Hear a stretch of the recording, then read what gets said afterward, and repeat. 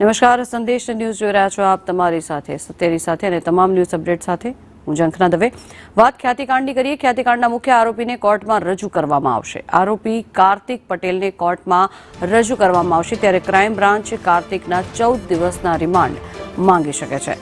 Remand દરમિયાન વધુ ખુલાસા થવાની પણ શક્યતાઓ જોવામાં આવી રહી છે। ત્યારે આરોપીના રિમાન્ડના કારણો પર જો નજર કરવામાં આવે તો પીએમજેમાં અન્ય કોઈની સંડોવણી અંગે તપાસ, ત્યારે પીએમજેના ખોટા કાર્ડ બનાવીને લાભ અંગે પણ તપાસ હાથ ધરવામાં આવશે। નાણાકીય ગેરરીતિના કૌભાંડ વિશે પણ પૂછપરછ ખૂબ જ જરૂરી છે, ત્યારે હોસ્પિટલના નાણાકીય વ્યવહારો અંગે પણ પૂછપરછ કરાશે।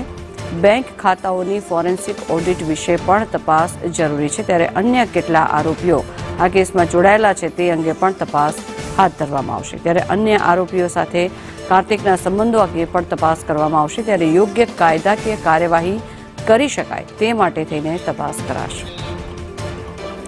આજ અંગે વધુ માહિતી મેળવીએ। સંવાદદાતા દિવ્યા આપણી સાથે જોડાયા છે। દિવ્યા, જે રીતે કાર્તિક પટેલની કાલે ધરપકડ કરવામાં આવી છે, આજે તેને કોર્ટમાં રજૂ કરવામાં આવશે, શું અત્યારે હાલની પરિસ્થિતિ છે? જંખના ખ્યાતિ હોસ્પિટલ કાંડમાં ખોટા હૃદય ચીરી નાખનાર એવા મુખ્ય આરોપી તરીકે કાર્તિક પટેલની સંડોવણી હોવાનું સામે આવ્યું હતું અને આખરે ક્રાઇમ બ્રાન્ચ દ્વારા અમદાવાદ એરપોર્ટ ઉપરથી કાર્તિક પટેલને ઝડપી પાડવામાં આવ્યું છે અને આજે રિમાન્ડની તજવીજ છે, જે કાર્યવાહી છે જે હાથ ધરવામાં આવશે। અમદાવાદની ગ્રામ્ય કોર્ટમાં અર્જન્ટ ચાર્જમાં જજ સમક્ષ કાર્તિક પટેલને રજૂ કરવામાં આવશે।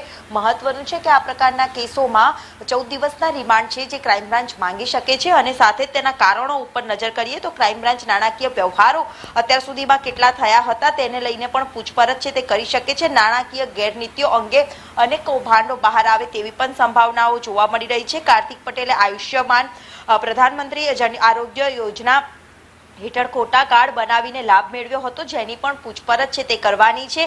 આ ખાસ કરીને આ નાણાકીય વ્યવહારો અને બેંક ખાતાના ફોરેન્સિક ઓડિટ સહિતના તમામ જે મહત્વના કારણો છે જેના આધારે રિમાન્ડ છે જે ક્રાઇમ બ્રાન્ચ માંગી શકે તેવી સંભાવનાઓ છે તે જોવા મળી રહી છે। અંદાજિત આવા પ્રકારના કેસમાં વધુમાં વધુ રિમાન્ડની માંગ ક્રાઇમ બ્રાન્ચ દ્વારા કરવામાં આવે, એટલે કે 14 દિવસના રિમાન્ડની માંગ કરવામાં આવે તેવી પણ સંભાવનાઓ સેવાઈ રહી છે। આજે કાર્તિક પટેલને જજ સમક્ષ થોડીક જ વારમાં રજૂ કરવામાં આવશે। જી જંખના। જી આભાર દિવ્યા, સમગ્ર માહિતી બદલ।